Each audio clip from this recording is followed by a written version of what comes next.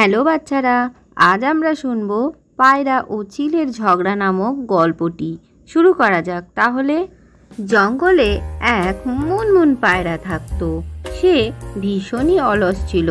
জঙ্গলের সমস্ত জন্তু জানোয়ার এবং পাখিরা তার সম্বন্ধে সব কথাই জানতো। তার এখন ডিম দেওয়ারও সময় হয়ে গেছে। মনে হচ্ছে আমি যখন খুশি ডিম পাড়তে পারি। আমার কাছে তো বাসাও নেই, কি যে করি। এরপর মুনমুন পায়রা উড়ে যায় এবং উড়তে উড়তে সে বুলবুলি পাখির বাসার কাছে চলে আসে।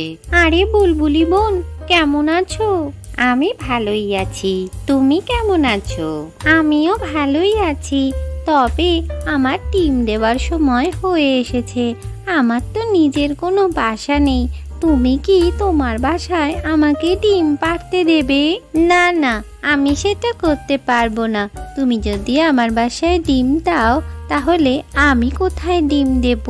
আর আমার যখন ডিম দেবার সময় হবে তোমার মতোই আমাকে এদিক ওদিক ঘুরে বেড়াতে হবে।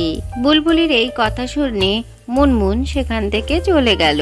এরপর মুনমুন পায়রা উড়তে উড়তে টুনি পাখির কাছে পৌঁছে যায়। টুনি পাখি, আমি খুবই বিপদে পড়েছি। তুমি কি আমাকে একটু সাহায্য করতে পারো? কি সাহায্য চাই মুনমুন? আমি যে কোনো সময় ডিম পাড়তে পারি। আমার তো নিজের কোনো বাসাই নেই। তুমি কি তোমার বাসায় আমাকে ডিম পাড়ার অনুমতি দিতে পারো? সেটা কি করে সম্ভব মুনমুন? আমার বাসা তো আমার মতোই খুবই ছোট। এখানে আমরা দুজন একসাথে কি করে থাকবো? তুমি কিছু মনে করো না, আমি তোমাকে সাহায্য করতে পারবো না। টুনি পাখির কথা শুনে মুনমুন পায়রা দুঃখে উড়ে যায়। এরপর মুনমুন পায়রা উড়তে উড়তে একটি ডাল গিয়ে বসে, যেখানে ইমলি শকুন বাসা করেছিল। মুনমুন পায়রা তাকে গিয়ে বলে, ইমলি শকুন, তুমি কি আমাকে একটু সাহায্য করতে পারো? আরে মুনমুন, তোমার সমস্যাটা কি হয়েছে সেটা তো আগে বলো। আমার ডিম দেওয়ার সময় হয়ে গেছে, কিন্তু আমি বাসাই বানাইনি। আমি সকাল থেকে সব পাখিদের কাছেই সাহায্য চাইতে গেছিলাম, কিন্তু কেউই তারা নিজেদের বাসায় আমাকে রাখতে রাজি নয়। তোমার কাছে আমি হাত জোর করছি, তুমি আমার জন্য একটা থাকার ব্যবস্থা করে দাও। এখন শীতকাল, তুমি জানো রাত্রে কত ঠান্ডা পড়ে। এই শীতকালে আমি আমার বাসায় তোমাকে মোটেই রাখতে পারবো না, তবে তোমার জন্য একটা ব্যবস্থা করে দিতে পারি।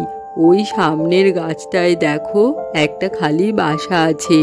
ওই বাসাটায় একটা চিল থাকে, সে আপাতত নেই। তুমি সেখানে গিয়েই তোমার ডিমগুলো পাড়তে পারো। এরপর মুনমুন পায়রা উড়ে গিয়ে সেই ডালে বসে এবং সেখানেই তার ডিম দেওয়ার সিদ্ধান্ত নেয়। ডিম দেওয়ার জন্য মুনমুন পায়রা কিছুদিন অপেক্ষা করতে থাকে।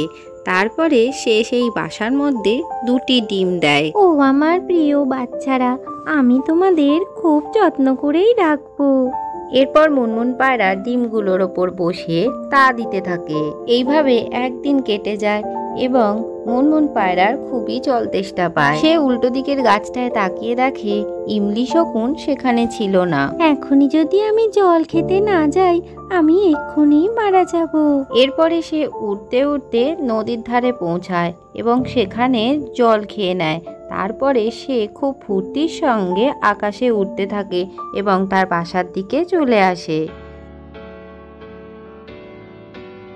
তুমি এখানে কি করছো? এগুলো তো আমার ডিম।